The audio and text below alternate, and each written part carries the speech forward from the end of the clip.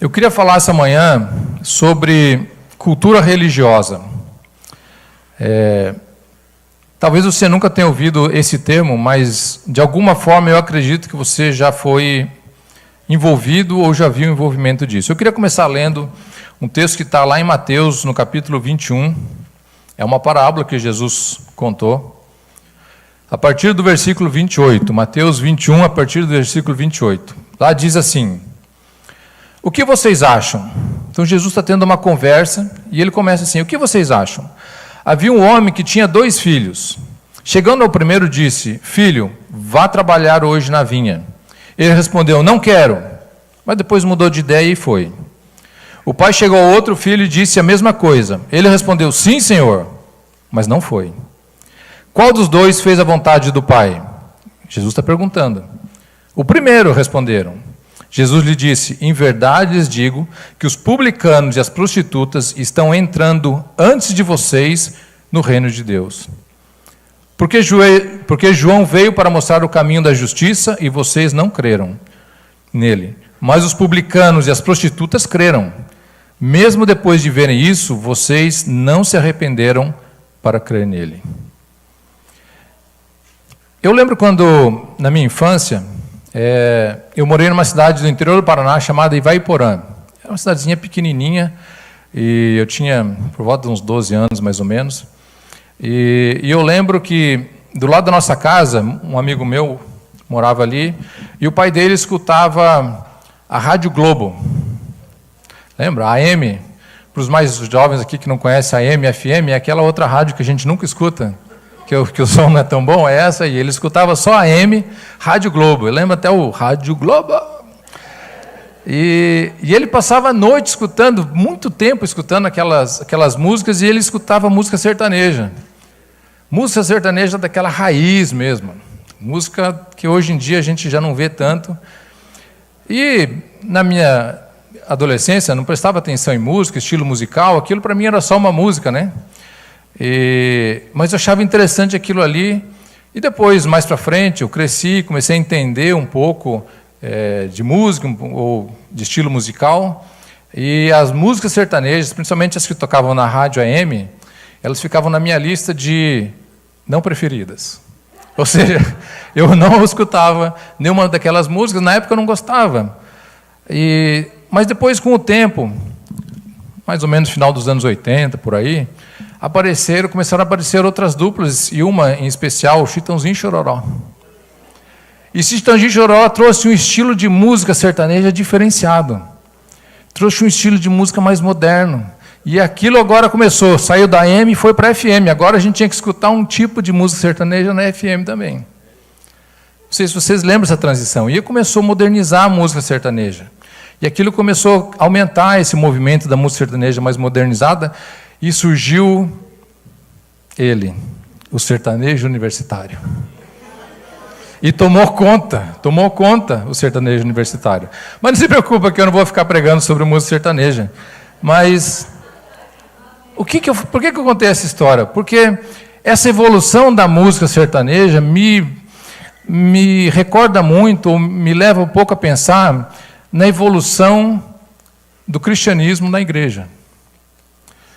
Ainda hoje de manhã, a gente conversava ali no café com o Chechel, e ele falando os hinos que a gente cantava na igreja. Hoje a gente não canta mais hino. Rode cruz, seregil. Vocês lembram disso? A gente tinha hinos que cantavam a palavra de Deus. A gente tinha hinos que cantavam inspirados pela palavra de Deus. Hoje em dia a gente vê músicas que inspiram, porque eu vou ter um tesouro, porque eu vou ficar mais rico, porque eu vou ganhar isso. Devagarzinho, do mesmo jeito que aconteceu com a música sertaneja, começou a acontecer com a religião, dentro do cristianismo. Como a gente viu ali no texto de Mateus 21, da parábola dos 2 irmãos, Deus chamou o primeiro filho e falou assim: vem trabalhar na vinha. Não vou. Mas ele foi. E ele chamou o segundo filho: vem trabalhar na vinha. Não, pode deixar que eu vou. Mas ele não foi. Qual dos 2 fez a vontade de Deus? O que foi? Ainda que ele tenha falado que não, ele foi. Então, quando a gente vai na presença de Deus, inevitavelmente, a gente tem que ser transformado. Eu não posso estar na presença de Deus e continuar sendo a mesma pessoa, senão eu não entendi. Se eu estiver na presença de Deus e minha vida continuar sendo a mesma, aí eu estou vivendo dentro de uma religiosidade que não é a que Deus quer. Porque eu não vou estar trabalhando na vinha. Quando Jesus falou nessa parábola, ele falou para os líderes da lei. Eram pessoas que cuidavam da igreja, eram as pessoas que supostamente deveriam entender da palavra de Deus. E ele falou assim, olha, as prostitutas vão entrar no reino dos céus antes de vocês. Ele estava falando, olha, vocês que são líderes, vocês que são estudiosos da lei, estão ficando para trás. As prostitutas estão entrando antes de vocês. Os publicanos eram as pessoas que cobravam os impostos, eram odiados pelos judeus. Eles estão entrando no céu antes de vocês. Por quê? Porque a palavra que eu tenho pregado, eles têm aceitado. Eles têm aceitado, e vocês não. Vocês estão cegos.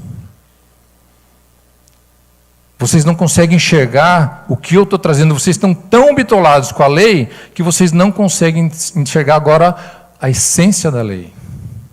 Que não é lei. A essência da lei sou eu, Jesus. Todo o Antigo Testamento apontava para Jesus. Todo o Novo Testamento aponta para Jesus. Jesus é o centro da palavra de Deus. Não existe como a gente separar, não, o Antigo Testamento ficou para trás, são livros históricos. Não, eles apontam para Jesus. A palavra de Deus, Jesus é o verbo, como a Fabiana falou aqui, é a palavra que se fez carne. Então qual que é a chave para isso aqui? A chave para isso aqui é arrependimento. Por que os publicanos e prostitutas iam entrar antes dos fariseus? Porque os fariseus estavam tão cegos, tão bitolados com a religiosidade que eles viviam, com as normas que eles tinham, com os procedimentos que eles tinham, que eles não conseguiam enxergar a essência do evangelho. E as prostitutas, os publicanos olhavam e falavam, eu sou pecador, eu preciso desse Jesus. Quando Jesus morre na cruz e do lado dele tem um ladrão. E o ladrão fala assim, e o outro ladrão está falando, se você é rei, tira a gente daqui, se você é todo poderoso. E o outro fala assim, você não está vendo? Eu e você, nós temos motivo de estar aqui. Nós somos culpados. Ele é inocente. Naquele momento ele reconhece o pecado dele, reconhece que ele merecia morrer ali. E ele reconhece que Jesus era santo e não merecia estar ali.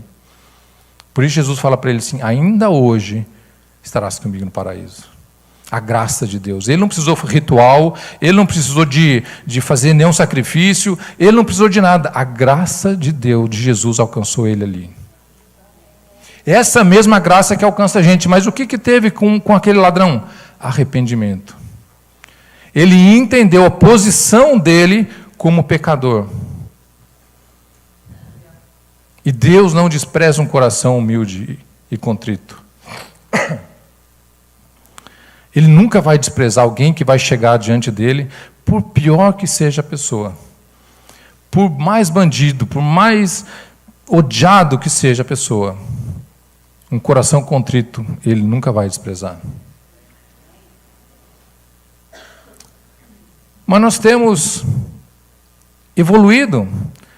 E a igreja se tornou um palco de um monte de palavras bonitas. Assim como a música sertaneja foi modernizada, o evangelho foi modernizado de uma forma que agora o amor de Deus cobre todas as coisas. Pode vir. Vamos encher as igrejas, porque agora não tem mais distinção entre um e outro. Você não precisa de sacrifício mais nenhum. Agora a graça de Deus basta. E isso é muito bom, porque as pessoas estão indo na igreja, movimentos evangélicos têm crescido, e nós vimos já há vários anos o crescimento da igreja evangélica, de pessoas buscando igrejas. Mega igrejas, hoje em dia a gente vê mega igrejas, igrejas com 10 mil pessoas ou mais. Agora eu te pergunto, todas as pessoas que estão ali, elas estão buscando a mesma essência? Se você tem ouvido palavras, ou se você tem visto igrejas que não pregam o evangelho de arrependimento, que não pregam o evangelho de transformação, fuja dessa palavra. Se você tem ouvido palavras que pregam que você tem que se sentir bem, que Jesus morreu na cruz para você ser um vencedor, que Jesus morreu na cruz para você poder ser próspero, se Jesus morreu na cruz para poder te dar todas as coisas, fuja dessa palavra. Porque Jesus morreu na cruz e Ele vai te dar todas essas coisas. Ele fala lá, buscai o reino de Deus em primeiro lugar, que todas essas coisas vão ser acrescentadas. Você está buscando um bom emprego? Você está buscando uma boa casa, um bom casamento? Amém. Busque em primeiro lugar o reino de Deus. É muito importante a gente ter essa noção do que nós estamos fazendo dentro da igreja. Lá em 1 Pedro 1,6, 1 Pedro 1, de 6 a 8, ele fala de como o fogo purifica o ouro. E ele compara isso como nós sendo purificados. Cada um de nós vamos passar por um processo como o fogo, como o ouro passa pelo fogo. E tem muito crente bijuteria. O crente bijuteria é aquele que é bonito por fora, reluzente, bem desenhado, mas é só a capa. O problema é que esse crente vai ser provado pelo fogo. E quando o fogo vier, vai mostrar a sujeira que está por baixo daquela capa bonita de ouro. Deus vai provar cada um de nós dessa forma. E isso, da mesma forma como eu falei, da música sertaneja que foi evoluindo, dentro da igreja foi evoluindo e criou o que eu chamei o título desse sermão de cultura religiosa. Uma cultura onde existe um monte de coisas que a gente tem que se preocupar para poder parecer bem. Existe um monte de coisas que a gente tem que se preocupar para poder se apresentar bem. Aí eu me torno uma pessoa boa, eu torno uma pessoa que ajuda, eu torno uma pessoa que não fala palavrão, eu torno uma pessoa que vem nos domingos ao culto. Só uma casquinha assim, para fora. Mas lá dentro, o metal não é ouro. É uma bijuteria. De fora está bonito. Eu tenho os rituais que eu participo, vinho na igreja. Eu tenho os rituais que eu participo, eu dou oferta. Eu tenho os rituais que eu participo, a ceia. Mas lá dentro do meu espírito, não é ouro. Nesse novo evangelho, nessa nova roupagem, ou nessa roupagem mais moderna, mais palatável que deram ao evangelho, Jesus virou um slogan bonito. Deus é amor. Jesus agora é um garoto propaganda que vende um produto para poder encher a igreja. Jesus é um influencer, que através dele as pessoas vão para a igreja, mas muitas vezes chegam na igreja e Jesus não está lá.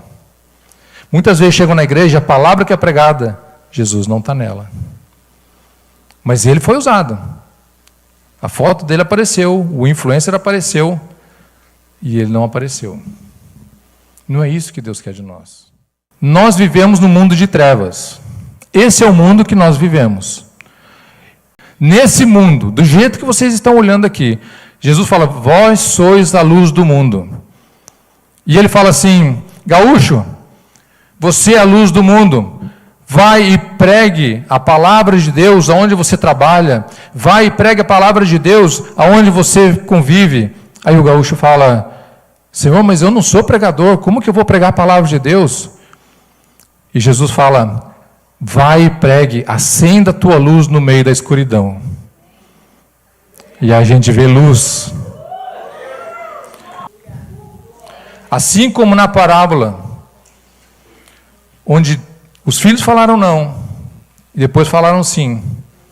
E um filho falou sim, mas não fez. Assim acontece com muito crente. Deus deu um chamado. Você falou sim. Eu falei sim. Mas eu não vou porque Deus me entende. Deus sabe minhas dificuldades. Ontem nós tivemos uma um evento com o Ministério Infantil, e eu fiz uma dinâmica com as crianças ontem, e eles tinham um bonequinho, e eles eram o autor do bonequinho. Eles fizeram num papel, colocaram o nome do bonequinho, colocaram a profissão, colocaram algumas personalidades do boneco, e, por último, um talento. E eu dei para eles uma sementinha. Aí cada um criou, colocou a sementinha dentro deles. Aí a gente teve policial, teve jogador de basquete, teve lutador de MMA, teve de tudo. Aí eu falei, então agora você apresenta esse bonequinho. Aí cada um apresentou, isso aqui é o fulano, ele é lutador, ou ele é policial, ele é isso, ele é assim, ele é alegre, ele é não sei o quê. Cada um falou a personalidade dele, mas não falava o talento. Aí eu falava para os outros que estavam ali, agora qual que é o talento desse boneco? Eles, é policial, ele é isso, ele é aquilo. Iam dizendo, aí eu falava, agora diga, qual que é o talento do teu boneco? Aí ele falava, ele é um pregador da palavra de Deus. Ele é um bom pai. Ele é isso, ele é aquilo. Muitas vezes, ou na maioria das vezes, nada a ver com o que os outros falaram. E eu falei para eles, assim é Deus com a gente. Ele colocou um talento dentro de nós, e esse talento só Ele sabe. E quando Ele te chamar, olha, usa o talento que eu te dei, vai e usa. Não é outra pessoa que vai falar para você, você não serve para isso. Você vai fazer isso? Da onde? Você nunca vai conseguir fazer isso. Não são as pessoas que vão dizer quem vocês são.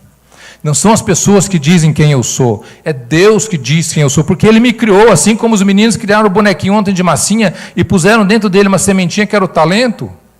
Deus criou vocês. Lá no Salmo 139 ele fala assim, você me conhece antes de eu ser formado desde o ventre da minha mãe. E Ele criou cada um de nós com um propósito especial. Assim, nós devemos entender que a nossa vida aqui na Terra tem um propósito especial. Nós não estamos aqui simplesmente por passar. Agora, existe uma coisa que é certa e não vai passar: a volta de Jesus. Quando Jesus foi crucificado, depois Ele ressuscitou, depois Ele foi para o céu. Estava ali chorando, aí, olhando para o céu, Jesus tinha acabado de subir, o anjo chega, o que vocês estão olhando para o céu? Esse que subiu há de voltar. Ele que subiu, ele vai descer de novo. Ele vai descer de novo. Agora, o problema é que tem muita gente vivendo uma escatologia mentirosa. Escatologia é esse estudo do final dos tempos, né? E tem gente vivendo uma escatologia mentirosa, que é uma escatologia que acredita que Jesus vai voltar, mas vive como se Jesus nunca fosse voltar. Está se enganando. É porque então não entendeu o que está acontecendo. Se você acredita que Jesus vai voltar, por que você vive como se Jesus nunca fosse voltar? Não é uma cultura. Se o cristianismo para você se resume a 1h30, 2 horas de culto durante o domingo, isso não é cristianismo, é um hobby. Assim como tem gente que gosta de jogar bola, jogar basquete, fazer assim, um hobby, que vai lá uma vez por semana, vai e faz o hobby dele, isso é hobby. Cristianismo de 1h30, 2 horas por semana é hobby. Não leva ninguém para o céu. Cristianismo, onde não há transformação, não leva ninguém para o céu. Aí você pode falar assim, mas também você está querendo muito, né? Todo mundo peca. Aí eu respondo para você, como a gente responde lá em casa, você não é todo mundo. Você não é todo mundo. Você é fulano, você tem um nome, e Deus te escolheu, Deus te deu um talento. E Ele quer que você use esse talento para a obra dEle. Mas tem muito tempo ainda. Tem muito tempo, Jesus ainda vai voltar, vai demorar ainda para voltar. Pode ser. Eu escuto que Jesus vai voltar desde a minha infância, eu acho. Desde a minha infância, porque Jesus vai voltar, Jesus vai voltar. E lá em 2 Pedro, isso é Pedro falando, capítulo 3, versículo 4, ele diz assim, e eles dirão, o que houve com a promessa da sua vinda? Desde que os antepassados morreram, tudo continua como desde o princípio da criação. Ou seja, eles estavam falando para Pedro, olha quanto tempo, estão falando que Jesus vai voltar, nada mudou, tudo continua da mesma forma. Tudo continua igual. Só que as coisas, nós temos visto nos dias de hoje, cada vez mais profecia se cumprindo, profecia se cumprindo, profecia se cumprindo. A Bíblia não escondeu de nada, não é uma surpresa assim, Jesus vai voltar. Não, Jesus vai voltar. Eu repito, Jesus vai voltar. Jesus está voltando. A gente começa a se assustar quando você começa a olhar profecia, profecia, profecia se cumprindo, e de repente acaba ficando uma coisa normal, mais uma coisa se cumpriu, mais uma coisa se cumpriu. São alertas. São sinais. Olha essa pedra. Essa pedra está prestes para cair. Certo? Mas essa pedra já está desse jeito aí há milhares de anos. Dessa mesma forma. Agora eu pergunto para vocês ficariam confortáveis de construir a casa embaixo daquela pedra? Por que não? Está aí, já faz quantos milhares de anos que a pedra está aí? Constrói a casinha ali, vendo um terreno, te dou, nem vendo. Está ali, põe a casinha ali. Não, ninguém quer. Ninguém quer. Por que não quer? Porque a queda dessa pedra é eminente. Essa pedra vai acontecer, ela vai cair um dia, ela vai cair. Seja por um vento, um terremoto, ou simplesmente pela ação da natureza, ela vai cair. E tem gente que está montando a casinha e fala, não, tranquilo, Jesus vai demorar ainda. Faz quantos milhares de anos que a pedra está aí? Eu vou morar ali. Vai cair já. Vai cair. Vai voltar. E ele vai voltar e vai buscar a igreja. E ele vai buscar cada um de nós. E vai colocar cada um de nós na sua presença. E cada um de nós vai prestar conta da nossa vida. Se a gente começa a discutir a palavra de Deus, e a palavra de Deus, isso é verdade, isso não é verdade, tem alguma coisa errada. A palavra de Deus é inerrante, diz a palavra. Inerrante, ou seja, não tem erro na palavra de Deus. Se você não confia nessa palavra, então você está no lugar errado. Ou na verdade, não, você está no lugar certo. Porque aqui você vai aprender a confiar nessa palavra. Agora você está com o pensamento errado. Então, algumas coisas que nos levam a criar uma casca ou uma cultura religiosa é a procrastinação. A procrastinação é o seguinte, amanhã eu faço isso, amanhã eu me arrependo daquilo, amanhã eu me reconcilio com ele, amanhã eu faço isso, amanhã eu deixo de fazer aquilo, amanhã pode ser muito tarde, hoje Cristo te quer libertar. Lembra desse hino? Estou falando que os hinos raízes tinham conteúdo? Amanhã pode ser muito tarde, hoje Cristo te quer libertar. Ele quer te libertar hoje, não amanhã. Ele quer que você seja liberto hoje, não amanhã. Não deixe para amanhã aquilo que você pode fazer hoje. A tua salvação é a coisa mais importante que pode haver no mundo. No mundo. Não deixe para amanhã. Não deixe para a última hora, que você não sabe qual é a última hora. Quem sabe qual é a última hora? Ninguém sabe. E tem outra. Pode ser que Jesus não volte até você morrer. Mas aí você morreu e você vai encontrar com ele. Então não chegou a hora dele, mas chegou a tua hora. Uma hora, de uma forma ou de outra, você vai encontrar com esse Jesus que nós estamos falando aqui. Não tem como fugir disso. Uma outra forma, um outro problema, a religiosidade. Mas igreja desse jeito eu não vou. Ou igrejas que exigem uma série de normas, uma série de rituais, uma série de pode, não pode, pode, não pode, pode, não pode. Eu lembro quando eu era pequeno, se perguntasse para mim assim, o que é pecado? Pecado é tudo aquilo que é bom e a gente não pode fazer. Essa era a minha definição de pecado, porque parecia que, por causa da igreja, tudo não pode. Isso que é bom, não pode. Põe um selo assim, não pode, não pode. Tudo que atraía a alma, não podia. Não pode, não pode, não pode. O que eu não entendia é que um coração transformado, ele olha para aquilo ali e fala, gente, como é que ele pode fazer um negócio desse? Ele não está vendo que ele está abrindo mão de uma coisa muito maior, muito mais maravilhosa? É o entendimento. Não é uma placa de pode, não pode, não é ligar para o pastor, pastor, pode isso? Pastor, pode isso? Não, isso pode. Pastor, pode isso? Não, isso não pode. Pastor, pode isso? Isso pode. Não é ter uma cadernetinha, esse pode, esse não pode. Esse pode, esse não pode. Falar mal do irmão, não pode. Falar bem do irmão, pode. Ser sarcástico, não pode. Não, não é isso. É estilo, é mais do que estilo de vida, é o ser que muda. E nós expressamos nosso ser de várias formas. Hoje em dia a gente expressa o ser no nosso convívio, na mídia social. O que a gente vai olhar na mídia social de você? O que tem lá? Ah, não, mas ali não é da igreja. Não é a igreja, meu filho. É Jesus. A mídia social representa a tua vida? Não, de forma alguma. Representa. Representa. Tanto representa que hoje em dia a polícia usa a mídia social para saber se você é um bandido ou não. Tanto que ela representa a sua vida. Agora imagina se Jesus pegasse o teu Instagram, TikTok, Facebook para os mais velhos. Ah, vamos ver o que você tem postado aqui, meu filho. Meu filho?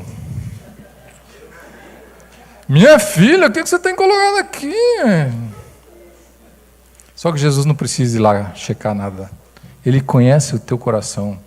Porque tem gente que coloca lá versículos, tem gente que coloca lá meditações, tem gente que coloca não sei o quê. Mas a vida dela não é aquilo. A vida dele não é aquilo. Mas coloca um monte de coisa bonita. Ele não vai enganar Jesus também. Porque Jesus vai olhar assim, meu filho, para cima de mim. Jesus conhece o teu coração. Ele quer você por inteiro. Em Mateus 19, 16, tem a passagem que um jovem rico foi encontrar com Jesus e falou assim: mestre, bom mestre, o que eu devo fazer para poder herdar a vida eterna? Não, que as escrituras falam, vai, faz o bem, serve tudo. Não, isso eu já tenho feito. Jesus, que bom. Então agora vai, vende tudo que você tem, entrega aos pobres e vem e siga-me. Quando esse jovem foi conversar com Jesus, ele já sabia o que ele precisava. No coração dele tinha lá, mas ele falou, eu vou lá dar, vai que ele acha que a casca está bonita, né? Ele estava bem bijuteria, só que a folhagem de ouro dele estava bem grossa. Não, isso eu já faço, isso eu já faço, isso eu já faço. Só que dentro dele tinha um outro senhor, que a Bíblia chama o dinheiro de senhor. Vocês não podem servir a dois senhores, a Deus e a Mamon. Então, o dinheiro é um senhor. Então, quando o jovem rico vai lá, com aquela bijuteria grossa de ouro, a casca bem grossa, chega, Senhor, o que eu vou fazer para herdar? Ele espera Jesus, você já está pronto, meu filho, olha como você está bonito. Jesus foi lá dentro. Vai, vende tudo que você tem, entrega aos pobres e volta. Ou seja, larga desse senhor e vem servir esse senhor. O jovem saiu triste. Por quê? Porque era um senhor. Como que eu vou largar tudo? E quantos senhores nós temos na nossa vida que nós estamos amarrados a ele? Quantas coisas nós temos na nossa vida que nós estamos amarrados a elas? Esse é o terceiro ponto de coisas que nos afastam de Deus por causa dessa cultura religiosa. O amor às coisas do mundo. Quando a gente ama as coisas do mundo mais do que a gente ama Jesus, nós estamos vivendo uma cultura religiosa. Porque Jesus me aceita, ele entende que eu amo isso aqui é importante para mim. Não, ele não entende. Porque ele quer o teu todo. Porque Deus deu tudo que ele tinha, o filho dele. E ele quer o teu todo. Não um pedaço, não um pouquinho. O novo nascimento é uma coisa comum para aquele que é crente. É uma coisa habitual para aquele que já ouviu essa palavra. Mas muito além do que isso, é a gente ter uma vida saudável na presença de Deus. A gente tem que viver esse evangelho de verdade. A gente tem que viver esse evangelho de uma forma completa, integral, não parcial. Nós temos que ser a luz nessa escuridão, como vocês viram o gaúcho, o Fabiano, a luz vai mudar a escuridão. Como essa luz acabou com a escuridão que estava aqui, nós como igreja podemos acabar com a escuridão do mundo. Só que só vai acabar se cada um de nós, com a nossa luz, brilharmos juntos. Não há como a gente acabar com a escuridão se a gente não brilhar. E foi para isso que nós somos chamados.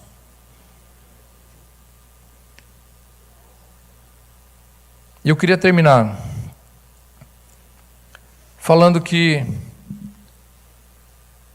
a cultura religiosa que tem invadido as igrejas, ao mesmo tempo que ela tem trazido muita gente, ela tem banhado muita gente de ouro. E eu queria que você prestasse atenção em você. Será que eu estou vivendo nesse movimento só do lado de fora? Será que eu estou vivendo esse movimento só pelo que está no exterior? Não sou eu que vou julgar, não é o pastor que vai julgar, não é um irmão que vai julgar o outro, é cada um de nós que vai se julgar com Deus, porque existe uma coisa interna nossa, que às vezes nem o nosso cônjuge, nem o nosso pai, nem nossa mãe conhece, sabe? Aquela conversinha, sabe, que você tem com você mesmo? Deus sabe dessa conversinha. E essa conversa você tem que ter com Deus. Fala, Deus, isso aqui não está certo na minha vida. E eu preciso corrigir isso aqui. Não deixe para amanhã isso.